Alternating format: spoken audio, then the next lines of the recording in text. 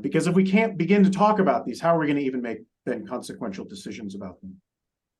One of the things we found in the last year as we've been working with churches after Synod is a lot of churches found that people would self-censor. So you sit in a listening circle and the first few people speak up and they all hate the Human Sexuality Report. And you kind of like it. You think it's biblically faithful, but you want to get along. And so you kind of censor yourself. You try to occupy that small slice of ground, maybe that where we have agreement. And people in the group might not even know that you disagree with them because you just want to get along. And one of the things we were especially finding is that probably the majority of churches engaging in the resources were ones who were feeling the anxiety most acutely.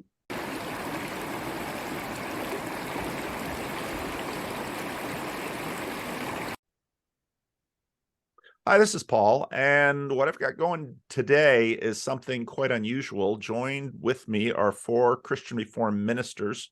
One of them works in the denominational office, and the other 3 work in local churches in the West Michigan area. Those of you who have been following my channel know that I've been treating the conversation with respect to same-sex marriage in the Christian Reformed Church over the last couple of years. Synod starts, I'm recording this on Thursday, Synod starts on Friday, and this will be a big discussion. Sean Baker, who's one of the people here, works in pastor, did they rename it? Is pastor church relations or pastor church resources? Soon to be Thrive.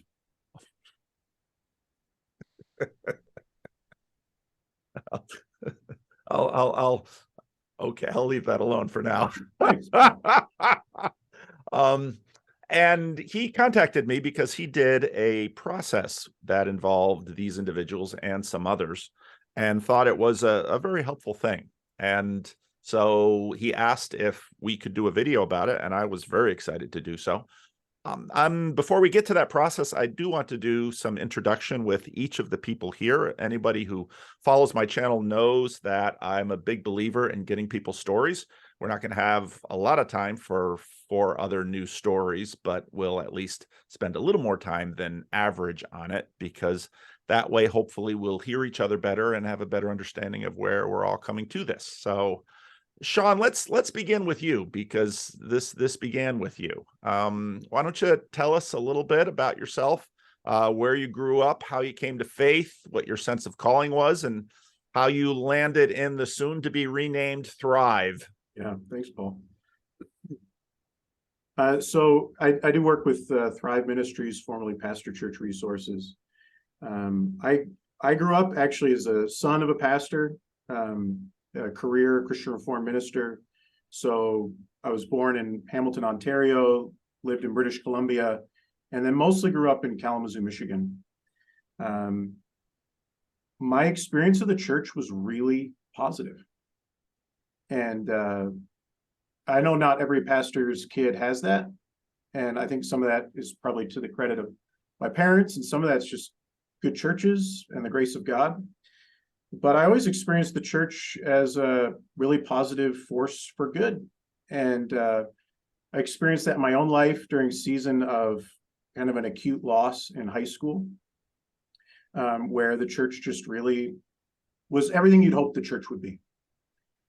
And around that same time, I'd sort of stuck my head out for some leadership things, and folks, I think probably also the resemblance to my father, said, you ought to think about ministry.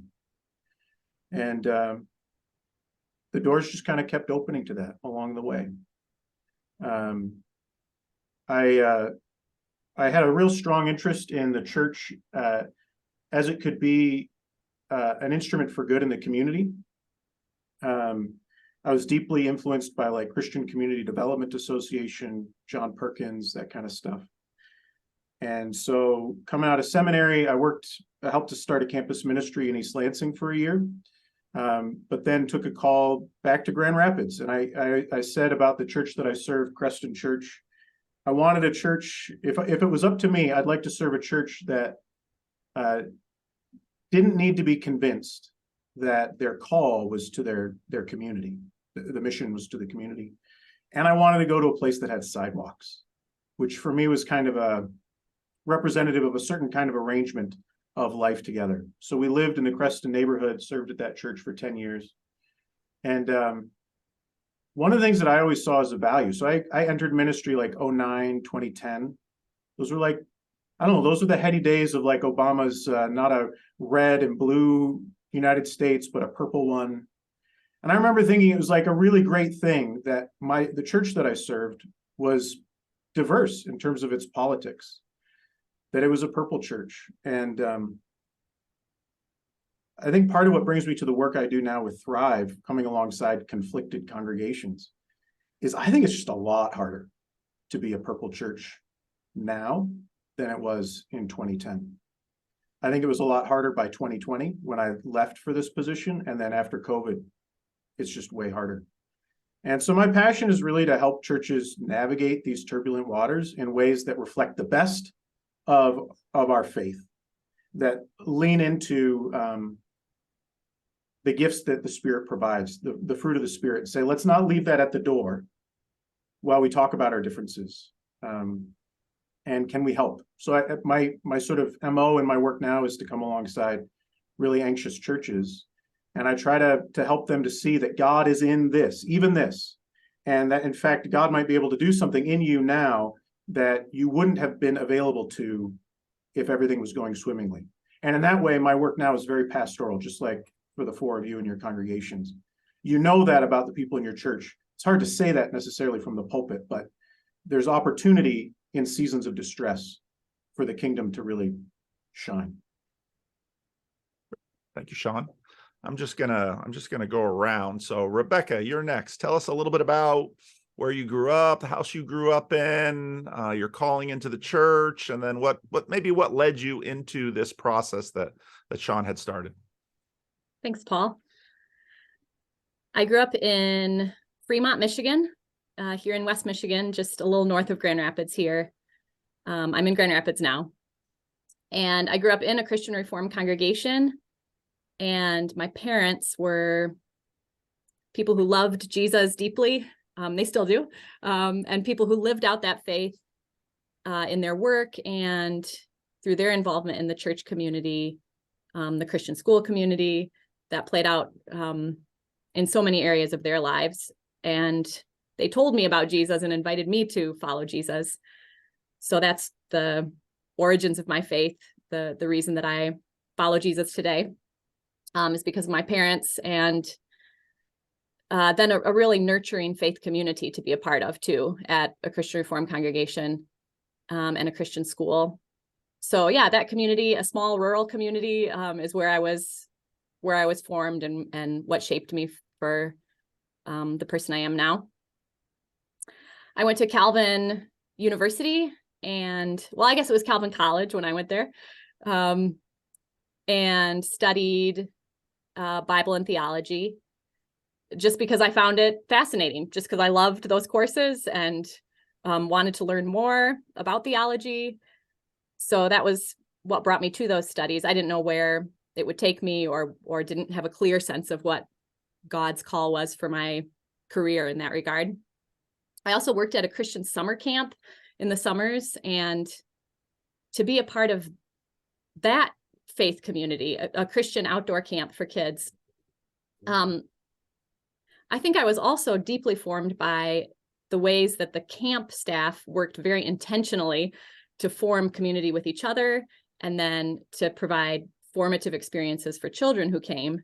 And all of that intentional Christian community building was so compelling to me. And it was something that I really wanted to be a part of and found that I was good at, that I could do it. So combining that with the studies during the school year, I discerned a call to attend seminary, and still not knowing where that would lead, wondering if that would be teaching or pastoral ministry. I didn't know a lot of women who were in pastoral ministry, of course, in the Christian Reformed Church at that time. But I also had grown up in West Michigan and was about to, at this point, finishing college, was about to marry a man from West Michigan. So we both also realized the value of getting out of town for us, especially as I considered the potential of a calling of to ministry in the Christian Reformed Church. So I attended Princeton Seminary for my MDiv. We moved to New Jersey to start our marriage and stayed there for my studies. But the CRC continued to be home and continued to not only feel like home, but to match my own perspective and theology and way of engaging scripture and the church. So we moved back to Grand Rapids, and I attended Calvin Seminary for the EPMC, the program for being ordained in the CRC with an MDiv from another seminary other than Calvin. Then I guess I should back up and say my pastoral internships in seminary were pretty formative for my call.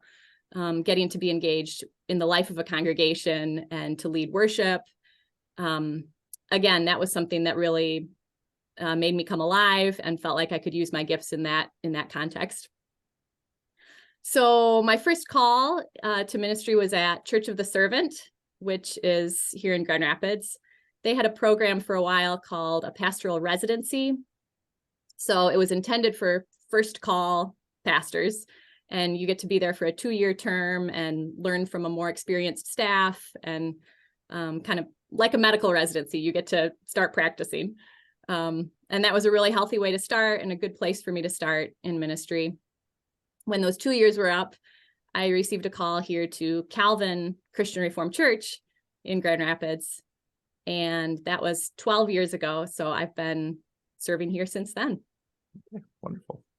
And now nobody who watches my channel is any stranger to the fact that the Christian Reformed Church, actually, both you and I were at Synod last year, Rebecca, yeah. and we actually met at Synod. There was a little prayer group thing, and she and I were both in that little prayer group thing.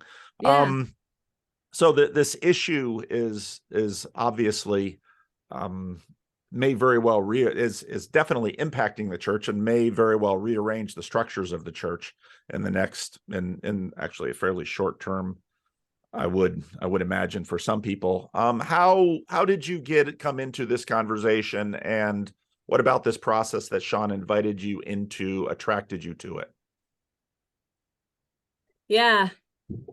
My congregation, Calvin Church, we've talked some about sexual ethics, about how best to welcome LGBTQ people in the church, but not a lot. We hadn't talked about it a lot.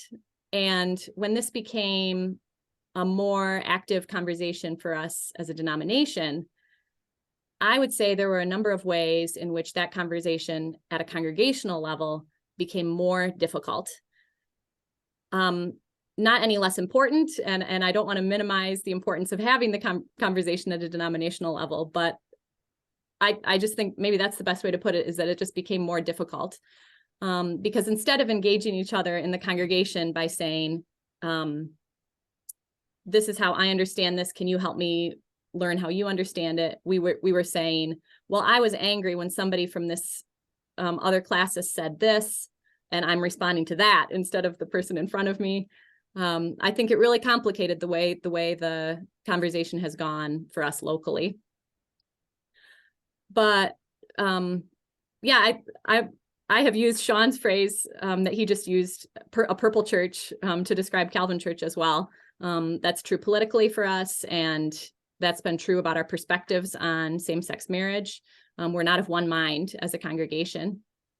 And learning how to be in that space, and learning how to love each other well in that time, and learning how to discern as congregational leaders how best to operate in that context has been a challenge. And I'd say we've really benefited from intentional practices of healthy conversation, healthy conflict, healthy approaches to conflict.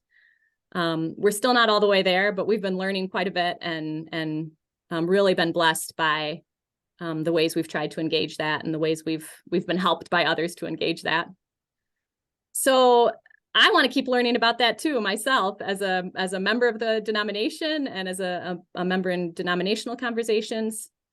So when Sean reached out about this opportunity, I thought, yeah, this is the way for me to do that as a member of the denominational conversation, is to sit face to face with people, some of whom I get to talk with in other contexts, others of whom I don't, and to continue to learn and be formed myself as a conversation partner and as a Christ follower.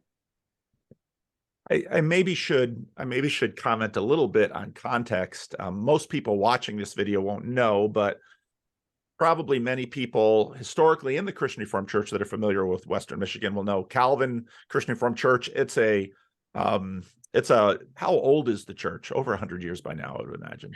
Just 75. Just 75. Okay. Yeah. It's in a part of Grand Rapids near the old Calvin campus, the campus that my parents went to when they were at Calvin College back in the day. And so Clarence Boomsma was a pastor of that church for a very long time, a very influential pastor of the church back in the middle of the 20th century, towards the late 20th century. Scott Jose, who is currently the director of, was a classmate of mine in college and seminary, had been pastor there. So this is a well-established Christian Reformed church that in some ways is, I don't know, the Christian Reformed Church has gotten quite a bit more diverse in the last 50 years, even setting aside racial diversity or ethnic diversity. But this is really sort of a flagship Christian Reformed Church historically, and has been. And so that's helpful to understand that you're going to have a lot of different opinions, and people, this is a church that people are probably into intergenerationally.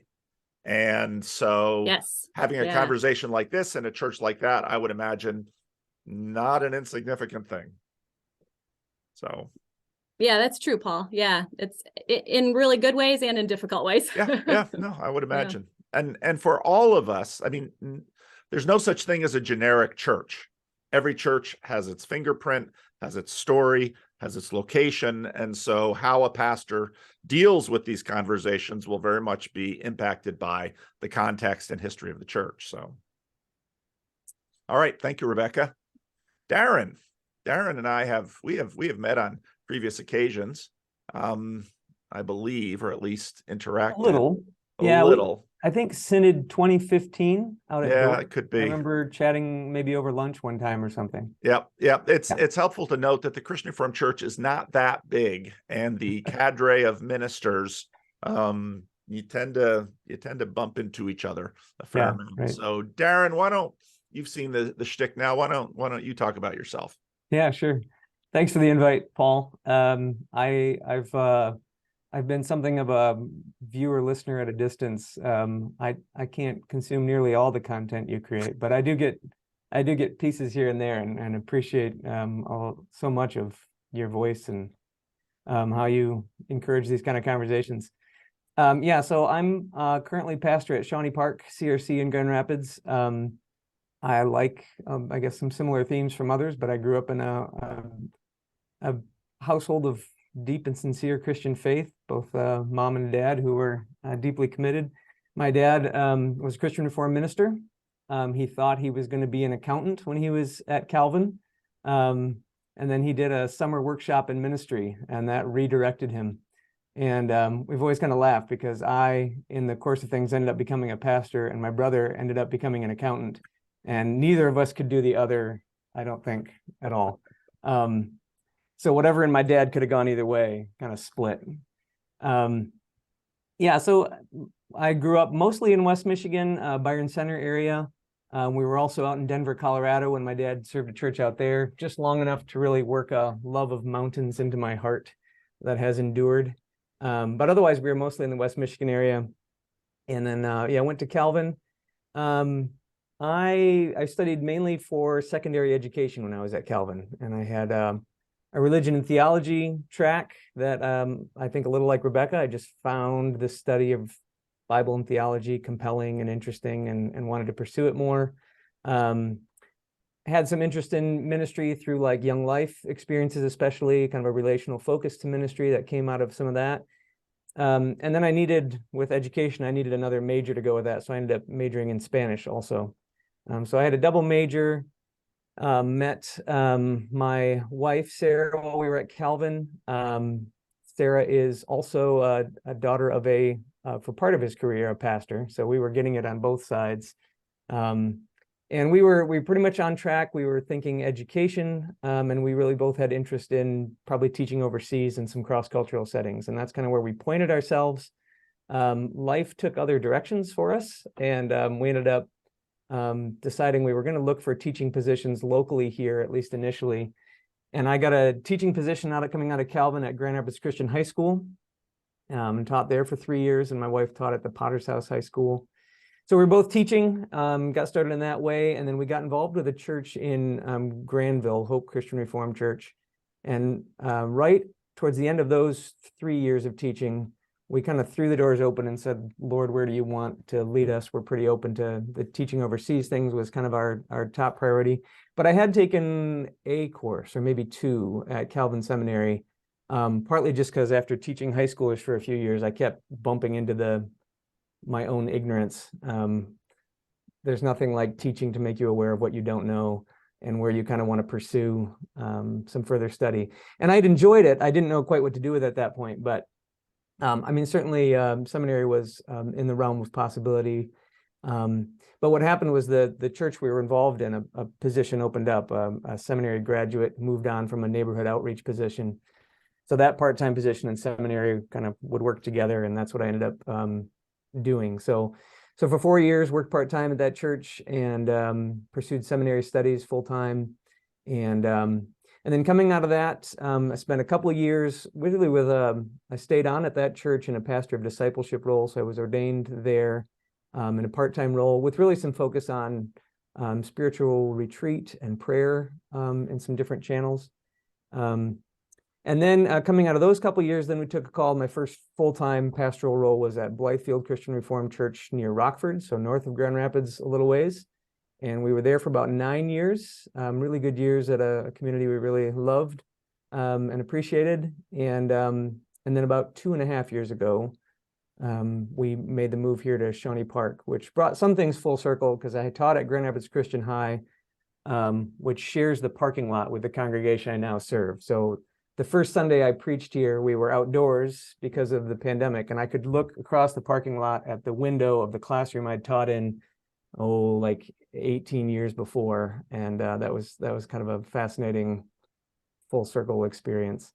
But yeah, so we've been here for a couple of years. As far as this, really it was time up at previous congregation where Sean and I were in the same classes. And so our paths crossed partly just by the mechanics of church and classes life, but we also made some deliberate efforts to get together with a couple of us and a couple of others from time to time.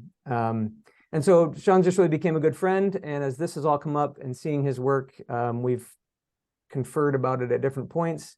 And then it really just kind of aligned nicely with the need here, serving at this congregation, where I'd say, as I arrived, like pandemic adjustments were still like priority 1. And then like getting familiar with people was right there as priority 1B or something like that. But soon after that came questions of the Human Sexuality Report. And mostly I think round 1 for us here was like, can we talk about this at church? And so last year in the spring, we did round 1 of the challenging conversations, which was nice in a way. We didn't have anything we were trying to produce or decide. We just wanted to create some forum for meaningful, as much as possible, face-to-face conversation about it. And the nice thing was, I think coming out of those rounds was the answer was yes, we can. It's challenging, but with God's help, we can. But then post-synod and coming through this year, then there was kind of round 2. And so we consulted and conferred with Sean in his office a bit on what round 2 was going to look like, and we wanted to try it out. So we've done that over the last several months, with now an attempt more to come to some kind of discerning, some kind of settling point.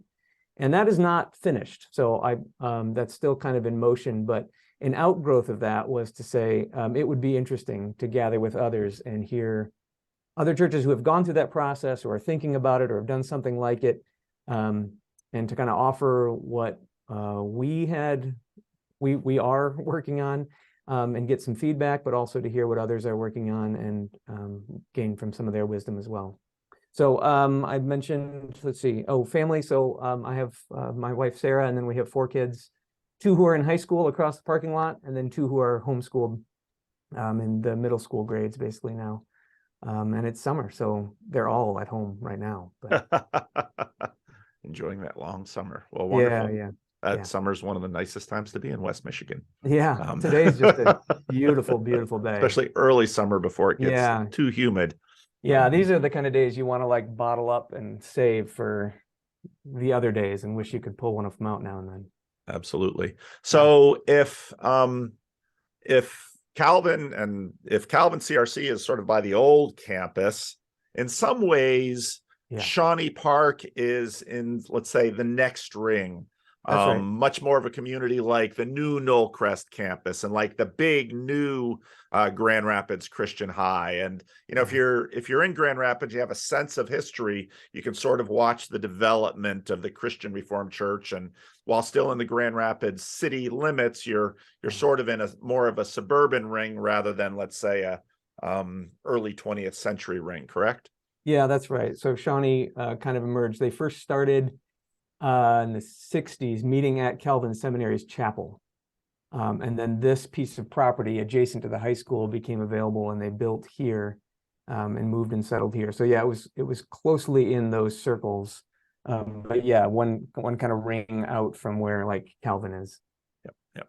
And historically too, like just one phase later, right? Yep. Okay. Ben, why don't you tell us about yourself? So a lot of similarities to the stories you've already heard, although I don't come from a pastor's family background. I was born and raised in the western suburbs of Chicago, Elmhurst, Illinois, born and raised in the Christian Reformed Church, Elmhurst Christian Reformed Church. The pastor who baptized me, Bert DeYoung, preached at my ordination service here at 14th Street.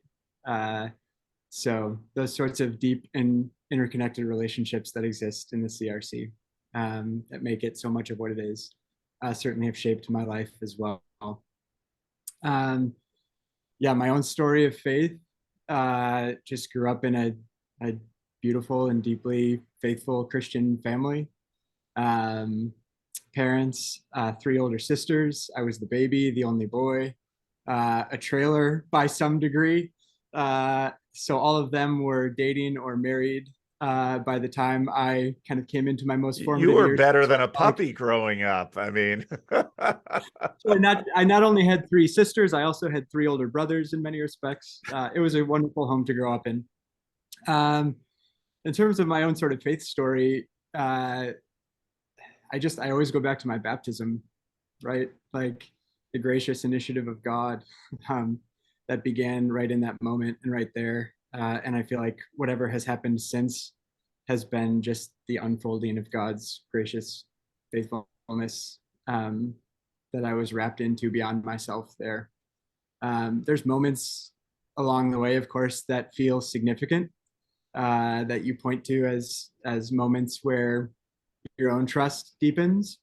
As young as 3rd grade, going to a Christian camp, being like profoundly homesick, wanting to go home, and a Christian camp counselor gives you a verse of scripture, and it means something. You hold on to it.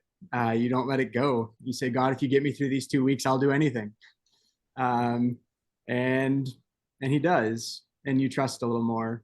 I can remember involvement in middle school youth group, in leadership of middle school youth group. And I remember sitting in the youth group, we're worshiping, and I'm thinking, like, I want to preach. And that's a bizarre thought for a 7th grader to have.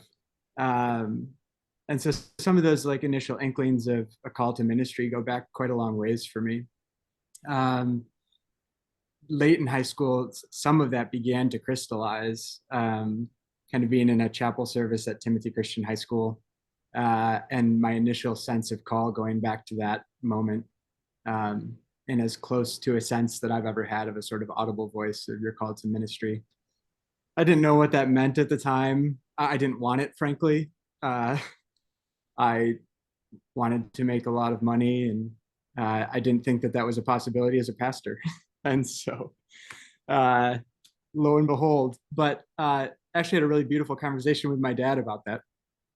Anyways, that generated my interest in ministry and deepening love for scripture and theology. And so went to Taylor University, studied Bible and theology, went and worked at a church outside of Milwaukee for 2 years after college in their sort of young adults, a sort of residency. It was a large non-denominational church. And so got my feet wet in ministry there. That convinced me that I didn't want to work in a non-denominational church. And it convinced me that I didn't want to work in a sort of niche young adult ministry role. That I wanted to work in a church that was more intergenerational, smaller, and rooted in a tradition. So I went to Regent College for seminary in Vancouver. While I was there, we worshiped at an Anglican church, St. John's, Vancouver, which was a very formative experience for me and for my wife, Amy. So much so that I participated in an Anglican clergy training program. We were pretty convinced at that point that if I was going to be a pastor, it would probably be in the Anglican church. God had other plans. Also discerning sort of, there felt like two possible tracks to my calling. Do I go sort of the teaching route, the academy, or do I go the pastoral route? And all of those things were worked out kind of in relationship and conversation with mentors while at Regent. And I started preaching in Christian Reformed churches in the Lower Mainland of British Columbia. And there was this sense of coming home. And like, as much as there is about Anglican world that I absolutely love and have been formed and shaped by, I couldn't ignore the fact that walking into those Christian Reformed churches in the Lower Mainland just felt a little bit like coming home. And so through my time at Regent, discerned a call both to pastoral ministry and also to doing a PhD for the sake of local church pastoral ministry. So there was about 1.5 years where I was an associate pastor at a Christian Reformed church right after seminary. We knew that was going to be temporary. And then we moved to Edinburgh, Scotland, for me to do a PhD in New Testament. And we were there for 4 years, 2014 to 2018. And then took the call to 14th Street Christian Reformed Church in Holland after having done the EPMC program, like Rebecca, in order to pursue ordination in the Christian Reformed Church. So that was 2018 that we took the call to 14th Street. And so we've been here for 5 years. Family-wise, my name is Amy, and we have 4 kids as well, who are also off on summer break. Tell me, I don't know anything about your church, so tell me about your church a bit.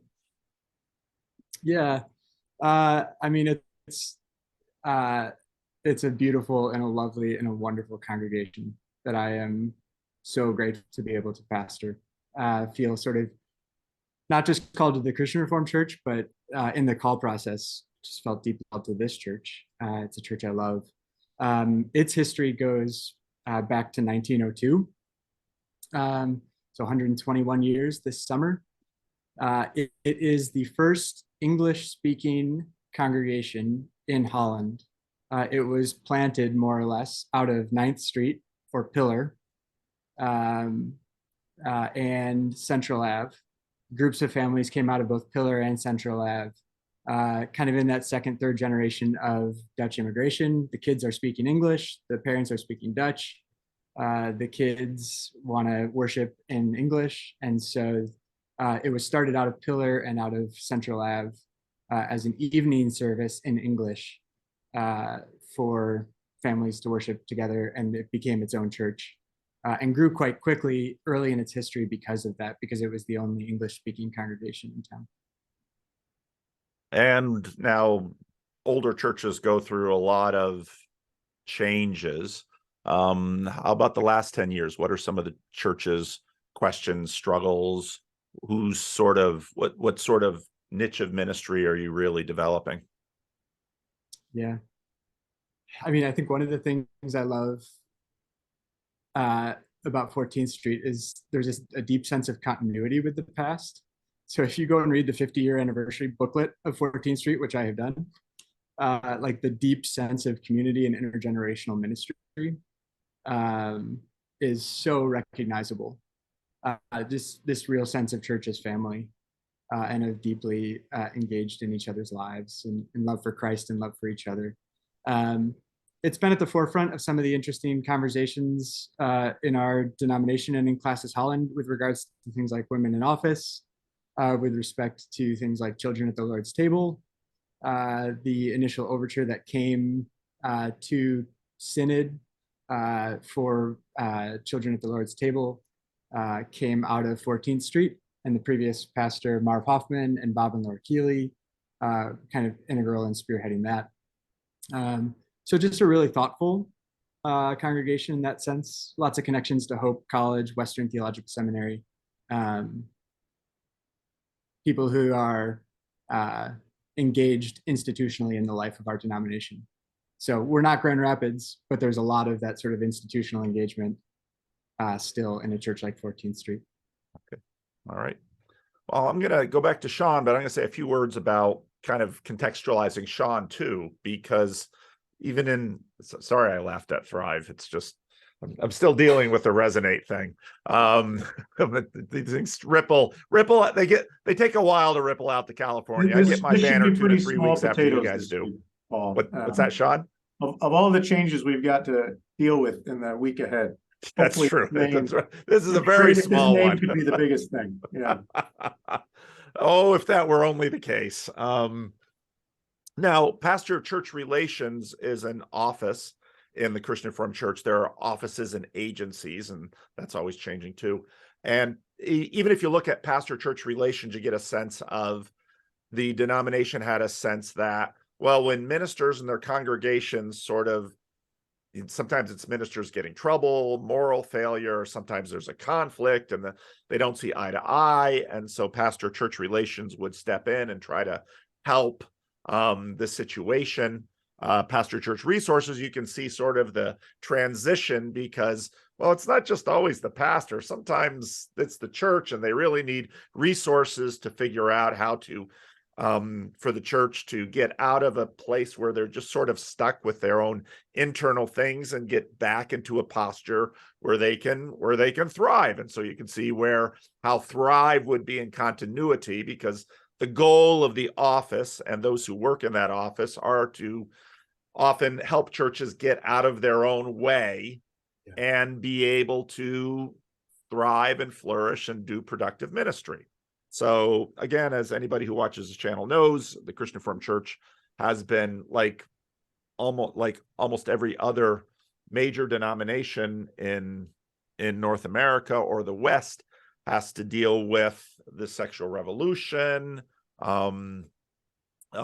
women's, the questions of women's ordination, LGBTQ questions. And this has been something that has sort of been simmering in the Christian Reformed Church really until Synod 2016. There's just been a long series, and there's a positions page on the website of the Christian Reformed Church. If you type in homosexuality, position homosexuality, you see a long list of sort of synodical addressing. And in 2016, Synod commissioned a Human Sexuality Report. That what was unusual about the committee, usually the synodical committee does a lot of study, brings recommendations that Synod then deals with. What was unusual about the committee in 2016 was they intentionally selected individuals who were in agreement with the posture of the Christian Reformed Church since the 73 report. And that I knew when they made that decision that this was going to set something on a trajectory. Now, again, I have more hours than anybody probably cares to or should watch with respect to this issue on my channel alone.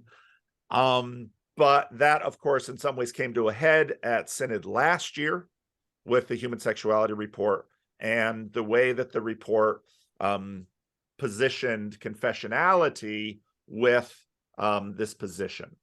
And suddenly, which had been an issue which, well, there were sort of boundaries in the denomination, but a lot of people felt a certain degree of liberty to continue to explore and maybe even push boundaries. When Neelan Avenue announced that they had ordained a woman living in a same-sex marriage to office, that of course happened basically concurrent with the pandemic, meaning that this would stew in the denomination.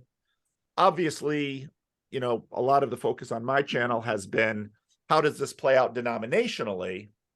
But there are many congregations in the Christian Reformed Church where this is going to become not just an existential crisis in the denomination, but potentially even an existential crisis in the local congregation. And that's where pastor church resources thrive. That's where it comes onto their docket and say, hey, wait a minute. Not only is this a denominational conversation, this is a local conversation, and probably local churches are going to need some help in trying to figure out, whatever way this goes in terms of the denomination, these local churches still are going to have to deal with these questions. And maybe, Sean, you can take it from there. Sure. Yeah, I think that shift from pastor-church relations, where the image we sometimes used is where the firefighters coming in when there's a fire, the shift to resources saying, maybe we could work on like building code, fire code, try to help churches be more resilient before the conflict emerges. So I came into the position in January of 2020, which is, by the way, was a great time to get out of pastoral ministry. So I got into this position, and we knew that the report from that committee was going to come down the pike within a number of months. And I said, I think there's an opportunity here to get ahead of this, because this thing's not in every church. In a lot of churches, maybe in most churches, this is just blow over. They're not even going to be aware. They're not going to care. But in quite a lot of our churches, this is really like it's a time bomb. And to Darren's point, a lot of churches are wondering, can we even talk about this?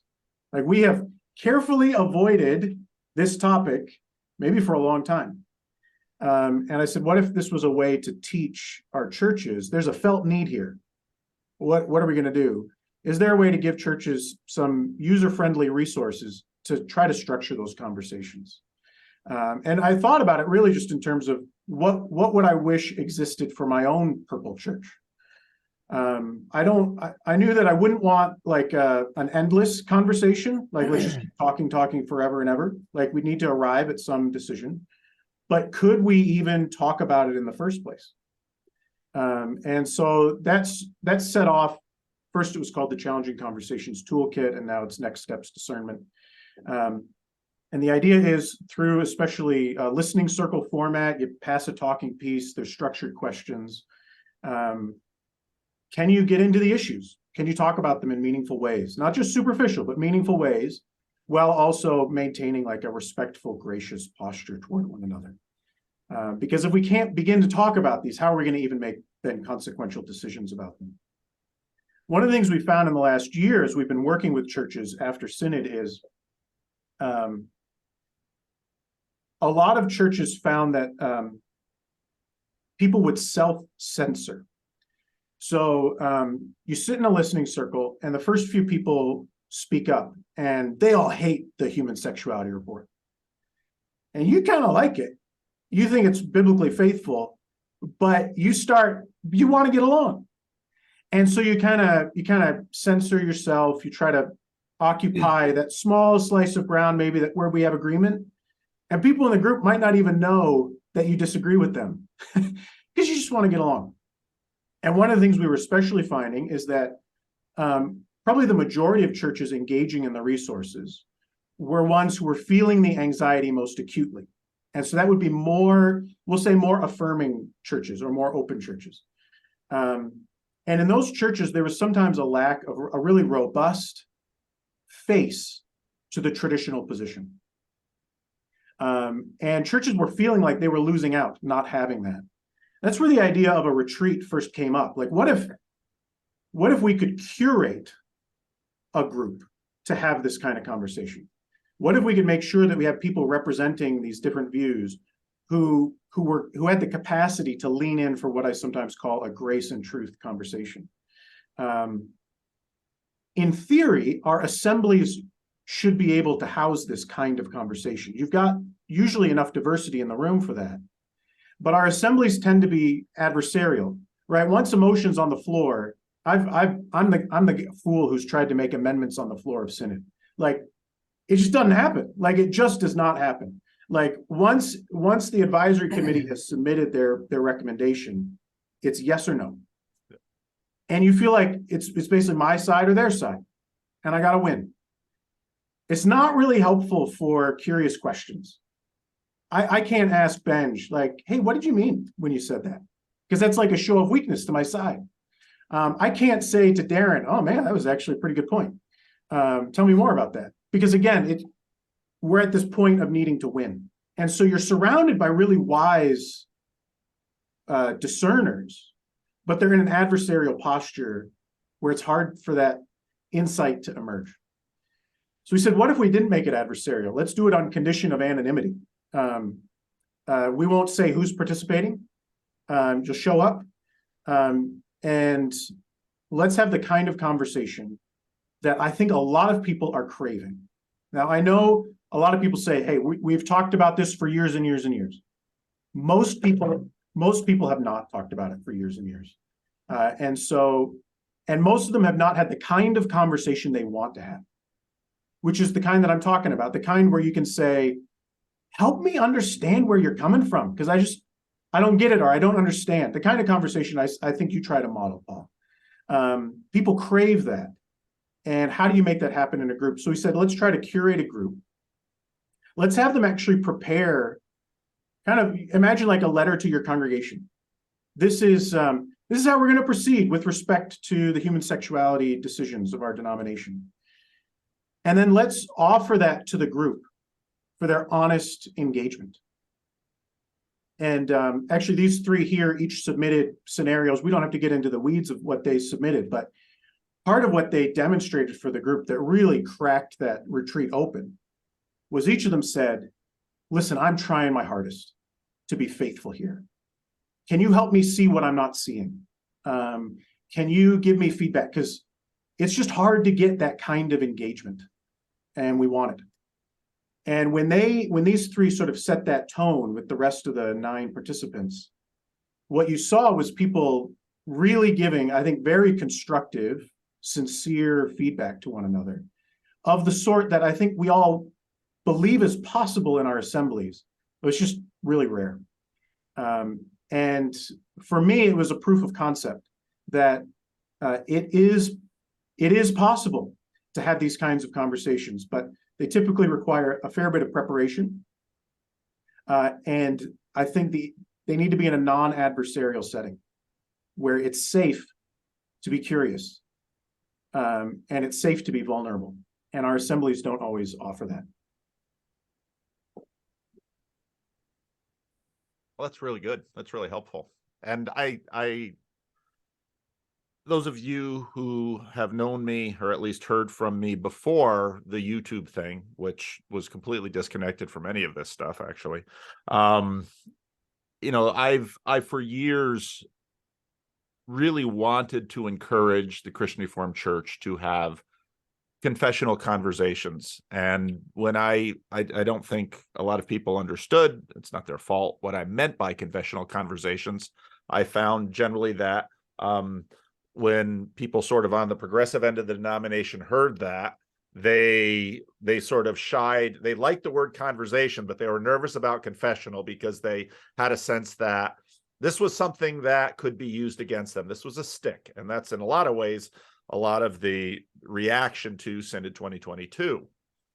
People on the more traditional side, when they'd hear your conversation, they'd hear that as a setup, whereas, well, we just want to have this conversation. But they've had some of these conversations where this isn't really a conversation. This is a promotion in the guise of a conversation. And so, and I have long thought that even before this issue came up as such in the denomination, I saw this with the women in so I was in seminary during the women in church office wars.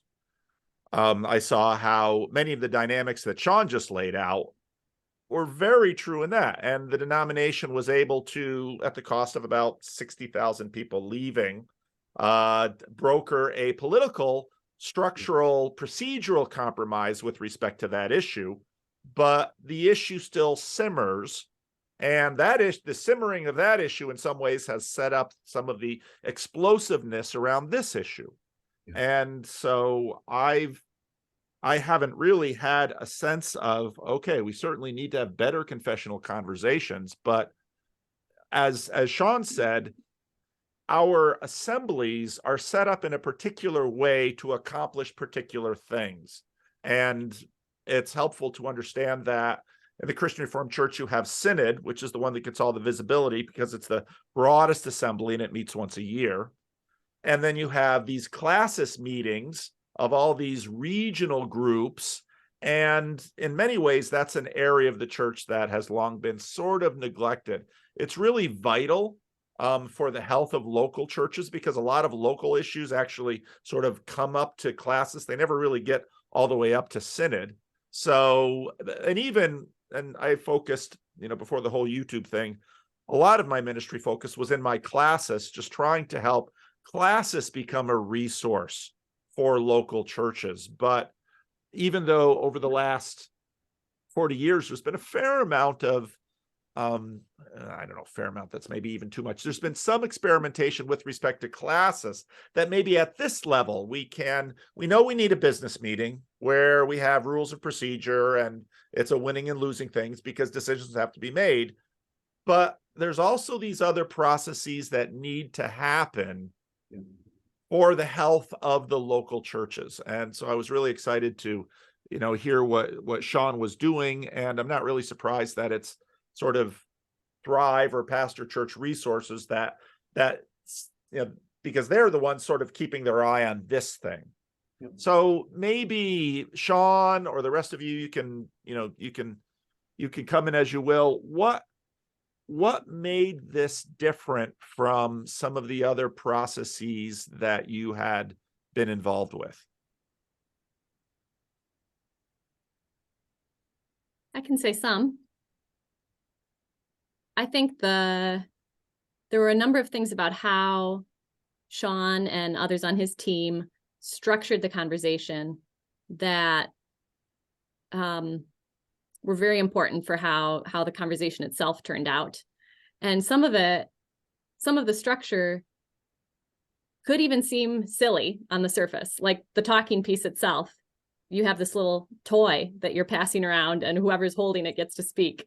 Sean has it. That was it. So, a group of adults sitting around holding this, there's some level there, you have to commit to it enough to say, all right, we're going to trust the process. Even if we feel silly passing this to each other, we trust that there's a reason for this and we'll commit to it. And that pays off. I mean, for our experience, that pays off. It's not just a silly thing to kind of make sure you're not talking over each other, but it's a way to really say, if someone takes a little longer to express if they need some more pauses to express their own ideas, we will give them that. I think a way to use those techniques that really enhances the conversation itself. Another part of the structure was that Sean had invited, the 12 of us were divided up into two groups. So there were 6 of us in each circle. And Sean had also invited 2 intercessors to be a part of our retreat. So each circle, there's 6 participants, 1 facilitator, and 1 intercessor. And that person is present the entire time praying.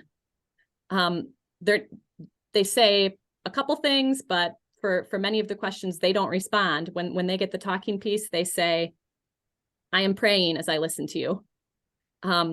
So we have that visual reminder. When we see them in the room, we know someone is committed their entire attention right now to just praying for how this conversation goes. And then they say that to remind us of it. And we felt that. We felt the effectiveness of those prayers. So yeah, again, you think, okay, an extra person, hey, we were all praying and our congregations were praying for us. And, but there was something quite powerful about seeing someone in the room who was committed to that. I would add to what Rebecca said, just regarding the listening circles. Totally affirm and agree with the power and importance of the first part of these listening circles and the role of the talking piece in that. Totally affirm that, and just the way in which it opens things up. There's also, and I've talked to Sean about this before and been honest with him about it. There's also something that there comes a point at which that starts to feel artificial in group conversation, where you really just want to be able to start to go back and forth with people as trust has developed. And the talking piece and the insistence on going around the circle never actually allows you to respond in real time to anyone after you've listened well. And so it's like person 1 shares, person 2 shares, person 3, person 4, person 5, person 6, which is great. And like you've just heard 6 monologues, but there's no actual back and forth, which has always been a frustrating element of listening circles to me. And one of the things I really appreciated about this 2-day time together was that the way that Sean structured it was that the first 45 minutes, say, the first set of questions was talking piece going around the circle. But there came a point in the middle of the time together where we did start to open it up a little bit, may or may not have used the talking piece, but where we could start to ask questions of each other. And we had a common sort of piece, a scenario in the middle that we were all dialoguing and discerning and talking about. And that was always the moment for me where the conversation actually started to open up in ways that felt more honest and more fruitful. Because trust had developed at that point, so we trusted one another with honesty. And it felt like at those moments we started to get somewhere. Sometimes the disagreement was palpable, and other times it felt like give us 7 more days in this room together, lock us away, and like we might get somewhere.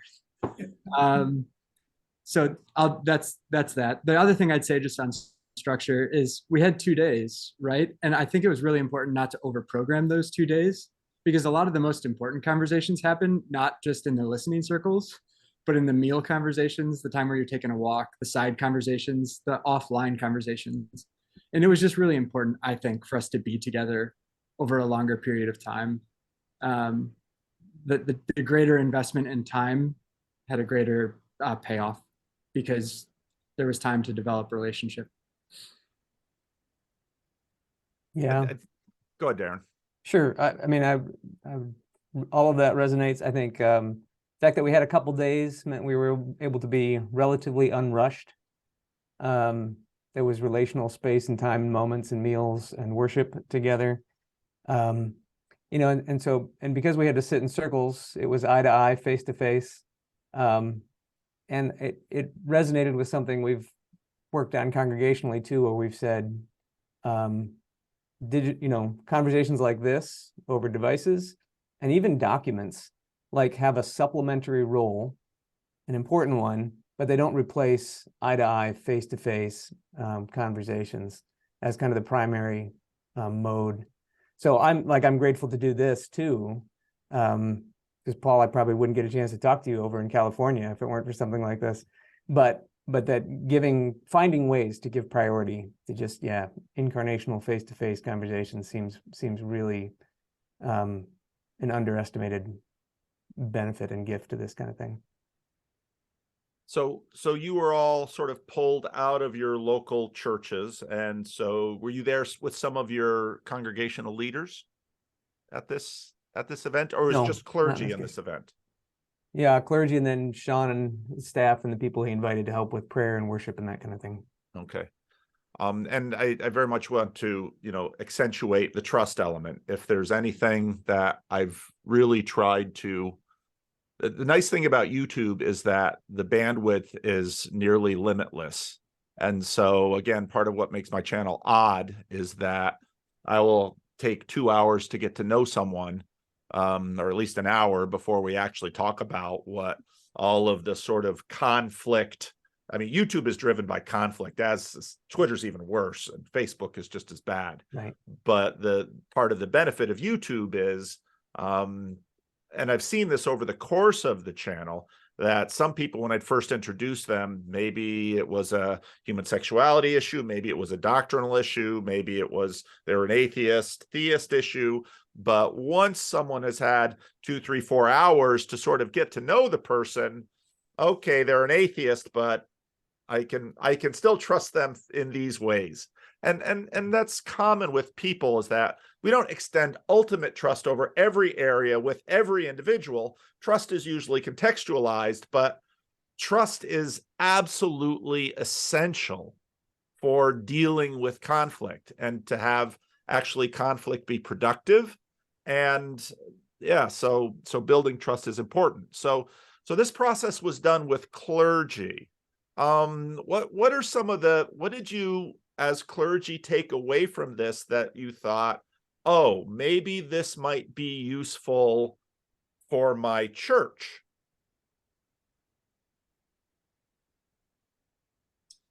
I guess Sean, did you want to go? Yeah, I'll just mention one thing briefly. I've joked with these three that if we need to have a classis meeting where we talk about one of our churches disaffiliating or disciplining one of our members, I think all 12 of them would entirely trust themselves to the others. That would be an even-handed conversation. You got past attributing motives, ad hominem, whatever. You know, there's this beautiful moment. One of the pastors was reflecting on the experience, and they said, I observed that we all come in here like with a limp. And they were talking about how basically we've all been in the front lines of trying to minister well with our LGBTQ folks in our community and family. And we've got wounds to show for it, like on the left and the right. Like, we've all been trying this really hard, and it's been hard. And we had this opportunity it didn't take long to identify people's soft spots. And you kind of had this choice to make, like, will I exploit that for the sake of my argument? Or will I help prop this person up? And what was so beautiful was to see people trying to help prop each other up and recognizing we're all weary of this. This has been hard. And I thought, man, if you had to pick any 12 people to have those hard kind of assembly conversations or council conversations, if they had done this as a supplement, I can't help but think it really would change the tenor in the room. Yeah, I'll just mention that. So are you thinking structurally this is more of a classical level thing, or are you looking at this tool as, again, something that can help local congregations? Yeah, I think a lot of local congregations, that's probably the main spot. There'd be an appeal to having this kind of engagement. But I think this retreat suggests to me that you could do this at a regional or a classis level. I don't think it's not designed to replace regular order, but a kind of a supplement, especially if we're about to step into really momentous decisions. This might be the time that it's worth the investment of a couple of days to try to do it as well as possible, right? Make every effort to keep the unity of the Spirit through the bond of peace. Let's make sure we do it well, even if it's really hard. My sense is that at the regional or classical level, it's most fruitful with pastors, as Sean did, in giving pastors the experience of doing this together, so as to try and begin to replicate it in congregations. I mean, one of the things you asked, what's the takeaway for the local congregation? One of the takeaways for me is we need to find ways to. Sean, in his opening comments, talked about that sort of narrow slice of agreement, that you read the room, you go around, you find out what's acceptable to say, and you just sort of live in that narrow bandwidth of what's acceptable to say, so that we all feel like we get along. And then everyone leaves that circle totally dissatisfied because we sort of got along on there's a veneer of getting along, but everyone walks away feeling like I actually couldn't share anything about what I actually believe or who I am. And my sense is just we have to find ways first to cultivate the trust, but second of all, to actually facilitate honest enough conversations that doesn't settle for the narrow bandwidth of agreement, the sort of lowest common denominator of agreement. Because in my experience, when you actually begin to trust yourself to another person and actually be honest, there's actually ways that it can clarify the disagreement, but it can also break through to new levels and deeper levels of relationship and intimacy. And it doesn't mean that we agree. And it might not even mean that we stay together, but it will be impossible to understand one another unless we're honest enough with each other to share where we're at. And so just a commitment to facilitating that, I think, is important for me. Synod used to be 2 weeks.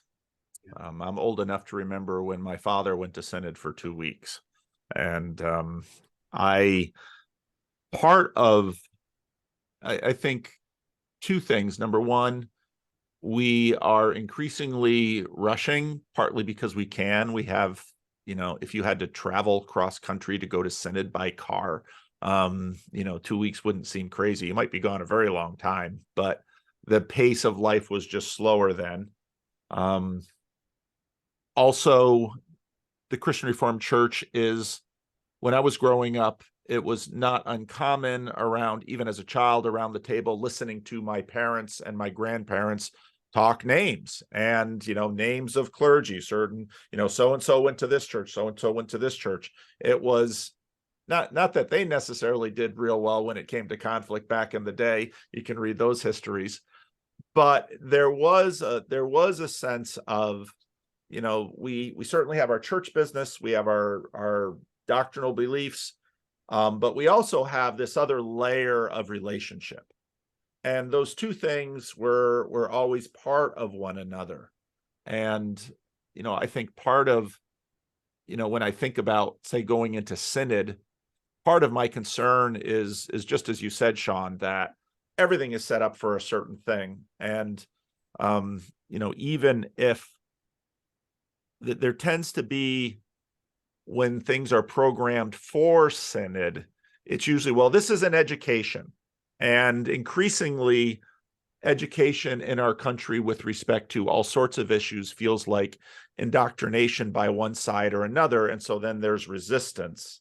And it sounds to me like a process like this very much helps people hear each other, understand each other, and then with respect to whatever decisions actually do get made, because there are times to make decisions about structures and wineskins, then at least even post-wineskin discernment or differentiation, now maybe if there are relational bonds, some of that segmenting off won't be as destructive or counterproductive as I think we've seen in the past, because usually what happens is it wells up to a big fight and then there's a blow up, and then you might spend decades of people sort of on different sides licking their wounds. But also what you tend to have is that the two sides just tend to grow like this then, because the sort of natural tensions that held them together by the container, which forced, and then actually in the long run, that negative practice of conflict leads to polarization, because there are likely temperamental aspects to all of us that tend to lead us towards openness or let's say towards orderliness, and so very quickly, because when I think about this, I think, okay, well, we'll see what happens, but I'm much more thinking beyond any kinds of divisions or that happen. Okay, how can I, even if I find myself on the other side of a boundary from people that I've looked at as colleagues, fellow brothers and sisters in the Christian Reformed Church, even if there is a division that happens, I don't want to be separated from these people. I want to continue to be informed by these people, and I hope to have some influence with them. And I'm hoping that whatever way their experiment goes, I'll be able to learn from it, and they'll be able to learn from me. And so, I hope that at some point we can begin to transcend some of these boxes that are necessary for just, working in a very large, complex world. I don't know if that resonates with any of you. Yeah, it does. We talked about pieces of that over the retreat at different points. I mean, there's no question the marriage, gender, and sexuality questions are themselves complex, and they have, levels: psychological, sociological, confessional, pastoral, missiological, that would make this plenty challenging as a conversation. But then we've had to do it through the warping spin of a deeply polarized moment. And one of my concerns throughout this has been, boy, it'd be nice if we didn't merely copy in a churchy way exactly the way the world is polarized. And this issue has just been ripe for that, it seems like. And I mentioned while we were at the retreat, something I think I heard from Jonathan Haidt about polarization, where he talks about in any organization, institution, or even family or any community, you're going to have a more progressive mindset and a more traditional mindset. You're going to have a mindset, and he compared it, I thought really helpfully, to a gas pedal on a car. You're going to have to keep moving forward, right? Things are going to come at you. You're going to change. You have somewhere you're trying to go. And then you're going to have another mindset, which is more of a brake pedal mindset that says, slow down, continuity with the past, don't get out of control. And the gist of it seems to be, if you're functioning in a healthy way, those have a kind of alternating, like when you drive a car, you don't slam on both at the same time. You alternate because you have a common vision of where you're trying to go, and you have a common direction steering the thing. And part of the sense is like we're at a point where it seems like one side wants to slam on the gas pedal and one side wants to slam on the brake pedal. And so that's just really hard on the car and everybody in it. And so one mindset is like, well, let's just cut this car in half, and we'll move the gas pedal people over here and the brake pedal over here. And one of my convictions is we may do that, and maybe some version of that's inevitable, but what's going to happen over time is that new gas pedal community is going to have some people who begin to voice brake pedal type questions. And over in the brake pedal community, people are going to continue to ask some kind of gas pedal questions. So that's where, like, staying to some degree in touch and in conversation and communication, even if it proves not to be possible to stay organizationally united, has some real value. And these kind of conversations, the possibility of division doesn't preclude the value of some of what happened in a retreat like this or in a conversation like this, because there's still going to be, even if if the division is inevitable, and I still kind of hope on a wing and a prayer that it might not be, but if it is, this still will contribute to the nature of what the separation looks like, and maybe insert some wisdom to it for the way ahead. I really resonate with that as you're expressing it, Darren. Also with the hope that division is not inevitable, and with the conviction that even when structural splits happen, that doesn't take away our need to learn how to do conflict well, or how we benefit as churches and as Christians from learning to do conflict well. Because a split over one issue is not going to take away conflict, in the future for our communities. So I think learning to do this well is so important. I maybe want to add too, just about the strength of conviction that people can hold in these conversations, and that I believe, and I've observed, that having the conversations well and creating atmospheres of trust, that doesn't have to take away the strength of conviction that the participants bring to those conversations. And I think that's important to say, because I think that can be assumed sometimes that, if you're willing to talk with them, then maybe, Right. You're not as strongly convicted about this. And I guess, I don't know, I think that is something for everyone to continue to wrestle with. How do we express our strong convictions well and clearly? But I think being concerned with how the conversations happen does not at all have to take away the what of the conversation, the strength of the conviction that either side carries. I think I observed that in our retreat, that we came with our own convictions, and we didn't feel a need to water those down in order to speak to each other. And I think that's my hope for other conversations too, that the trust building, the listening, the curiosity, all those things can be really strong. We can continue to grow in all of those things, even as we hold our own firm convictions. There was this really kind of powerful moment to me in the retreat. It was one of the later circles where one of the participants, I think, was quite outspoken. And then like, sort of was like, oh man, like felt like maybe he transgressed, like he'd gone too far. And we'd done so much conversation and prayer about expectations that we just turned it back to the group and said, what do y'all think? Like, was that out of line? And it was so cool to hear everybody say, no, like we want you, like, please, like bring yourself. And it may, yeah, sure, that was maybe an unartful way to say it, but come on, like we want to see that. And there's just not a lot of places where you'd see a dynamic like that, where instead of this person being like slapped down, people just sort of said, oh yeah, like, no, we want you here. We want to hear from you. And I thought that was really cool to see that dynamic take place. That's a good sign. That's a good sign. Yeah.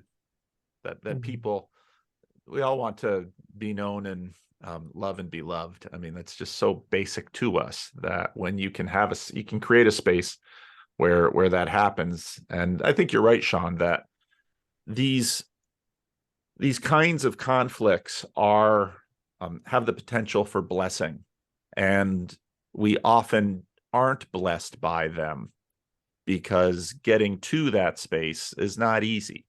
But I think that's deeply true. So where does this go from here? You had a retreat with some pastors and some clergy, and seemed to go very, very well. Was this sort of a prototype that you were doing to see if it would work? And what happens from here? Yeah, I'm working on my cloning technology to get more Benjas, Darrens, and Rebeccas out there. That ain't gonna happen. There is a sense in which, Or do you want it to happen? I mean, we did it in Grand Rapids mostly just to keep costs down, for what was really I think a prototype. You can get that range of people in West Michigan. Well, not actually, it wasn't easy, but more easily than probably any other geographic location. But you know, I've been reached out to by a few classes who've said basically we're headed for the worst classes meeting ever this fall. Is there any way that this could be different for us, or congregations feeling the same way? Yeah. And I've said, I don't know if this gets you all the way there. I don't think it does. But if you are animated as I am by that call from Paul in Ephesians 4, making every effort, this is a way to make an effort.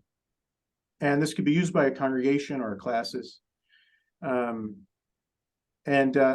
for part of me, and part of the reason Paul had said, can we try to get this even in before Synod, is I think I've said elsewhere, like if I hadn't been there when I read the CRC News article about this, I would have thought it was propaganda. Just because like it seems so unlikely. And so there's something really hopeful for me about how God showed up here. And I just think, honestly, our denomination could use a more hopeful story right now. That these three pastors, who themselves represent like different positions strongly, also feel deep affection for one another, even a desire to stay in relationship. They have varying degrees of a sense of how much we can do that institutionally together, but there's so much good fruit that came from that conversation. So yeah, I'd love to see if God shows up in other places the way that God showed up in this place. And anybody in the Christian Reformed Church knows how to get in touch with Pastor Church Resources, aka Thrive. They're not hard to find. They have an office, they have phones, they have email, they have all those things. So if you're in a classis in the Christian Reformed Church and you're saying, you know, this is getting dark quickly and we need some help, you can certainly reach out to Sean and to others in the office. And anything else you guys wanted to cover in this conversation or get out there?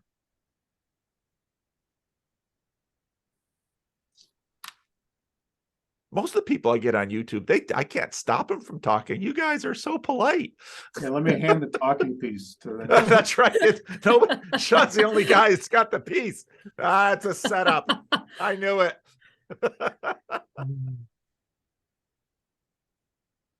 No, I guess I'll appreciate just- your, oh, go ahead, Darren. Yeah, I mean, I think when I think back, if I go back a decade, so that puts us, before the 2016, and I think about what conversations have I had as a pastor and as a member of the Christian Reformed Church around questions of marriage, sexuality, and gender. I think in retrospect, too many of them are siloed conversations. It's people who largely agree, talking with others who largely agree, or they're adversarial conversations. And so part of the value for me has been, it's easy to wish in retrospect, but at least to wish going forward, that more of our conversations are less siloed, that the discernment and the decisions are informed by genuine, deep personal engagement around the questions involved.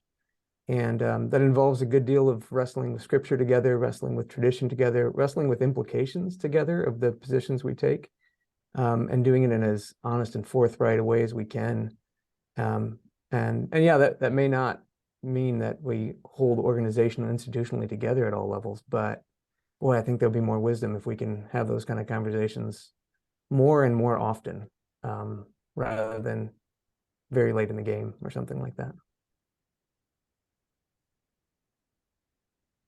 The word patience comes to mind. Paul, when you said, I think in many respects, it's regrettable that we're rushing. Something that would be nice to give a lot more time, but I think there's a sense of foreboding and doom, and like a decision needs to get made tomorrow. Going back to Darren's analogy of the brake pedal and the gas pedal, anybody from my congregation who now listens to this is going to know that I stole Darren's analogy in my sermon last Sunday. I stole it anyway, so I didn't even, all just and I totally didn't even borrowing. Pastors are thieves. I tell I people didn't right even- away. I We didn't steal even from each attribute other. it to you. Terrible plagiarism. There's a different analogy that I had used. I like Darren's so much better that I'm now using it. But there's this French Catholic theologian, middle of the 20th century, pre-Vatican II. His name is Yves Congar. He writes a book called True and False Reform in the Church. And he talks about two poles in the church, center and periphery, or core and periphery. Let's call them brake pedal and gas pedal. And I think Congar makes the point that these two poles need each other, and they need to talk with one another. They need to listen to one another. And the periphery, the gas pedal people, sort of unkept from the core brake pedal people, have a tendency to sort of potentially run off. Like, that's the danger, right? The core, the brake pedal people, have a tendency to sort of like tradition for its own sake, a failure to move at all. And Congar's point is that the core, the brake pedal, won't reform without the periphery, without the gas pedal. And the periphery and the gas pedal will tend towards false reform without the brake pedal, without the core. And so for the sake of true reform, brake pedal and gas pedal need each other. This is how we end up in a better place together. But that actually requires like a profound level of sacrifice and mutual submission to each other and patience that I just don't quite know we have. I just don't quite think we have in us, sadly. And I wish we could think about this as a 50-year. What if this was a 50-year conversation? Yeah. And that would mean something for right now. For me, I'm traditional on this. Like, it would mean that the periphery, that the gas pedal would allow itself to be restrained for a time as we engage this conversation. And it means, frankly, that the brake pedal needs to create and be okay with private spaces for disagreement for this conversation to continue in the right places. But I don't particularly get the impression that the brake pedal people want to create space for disagreement to have this conversation. And I just am intensely realistic about the possibility of gas pedal allowing itself to be restrained because of this, because of the nature and strength of their convictions. And I get it. I get it. I just wish that this could be a 50-year conversation that was more patient. Maybe it can be, even though we're not necessarily together, as we learn from each other if we're separate. I think part of these dynamics tend to hold even when we start rearranging boxes and wineskins. I mean, even going back to the Protestant Reformation, part of the challenge of church after the Black Death was Europe's population begins to grow, and we've seen, you know, over the last 200 years, beginning of the 20th century, there were, you know, 1 million, 2 billion people on the planet. We leave the 20th century with 7 billion people. I mean, 100 years to have that happen to our population. The Christian Reformed Church, you know, has not grown at that pace, but grew at an enormous pace. And the interconnected way we are with all sorts of others, it's ironic that on one hand, things are tremendously polarized, but it's also the case that we are as, in some ways, as interconnected as we've ever been. And that doesn't necessarily solve any of our particular misery right now. But I do think that whatever way we try to go forward together, I suspect we will. The boxes are not nearly what they used to be, even in the Christian Reformed Church, that they were in, let's say, 1940. There's been a tremendous amount. We now are, I mean, even just in this circle, I mean, Princeton, not old Princeton, new Princeton. And, you know, you went all the way to the other continent to get your PhD and not to the free. I mean, this is a big change in the Christian Reformed Church.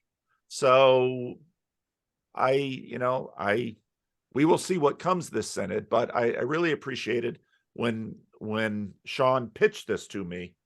You know, he very much said, we need to be talking after synod, even if we don't know what synod is going to do.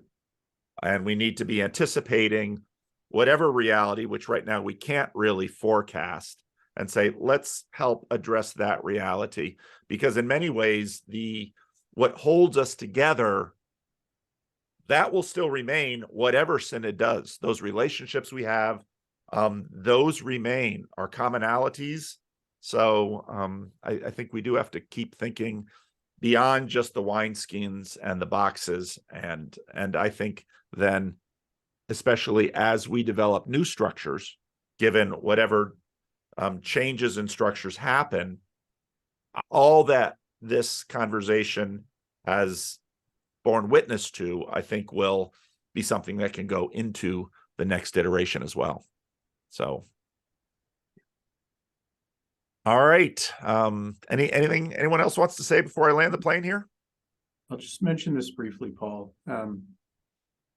I still see in my consultation work the wounds from 25 years ago, 30 years ago. They're still manifesting in churches, the ways that we separated, and how traumatic that was for churches and communities. And I don't want to presume that we can just, if we do this just right, we'll avoid the trauma. But I do hope that we can conduct ourselves with just the maximum of charity, because look around you, all of our churches still bear the wounds from that fight. And I'd love for our remembering of this time to be remembering how God showed up in the midst of all this, to surprise us, even to delight us, to strengthen us, to make us more like Christ. It's that those wounds don't stay with us in the way that it seems like they have the last time we went through something like this. That's a good word. Maybe a good word to end on. So thank Paul. You all for showing up for this. I know I tell people YouTube is for people who have very little to lose. because you can get yourself in a lot of trouble doing this. And I know as a minister of a local church, there is always risk in showing up on a screen that can be shared via social media to different places. So I applaud all of your courage, and I'm sure you all with me will be praying for Synod that is about to begin tomorrow. And we pray that, come what may, the Lord will be with us, and that one way or another we can continue to bless our church and bless each other. So Thanks, Paul. Thanks, everybody. Yeah, thanks, Paul. Thank you. I'm going to stop the recording now.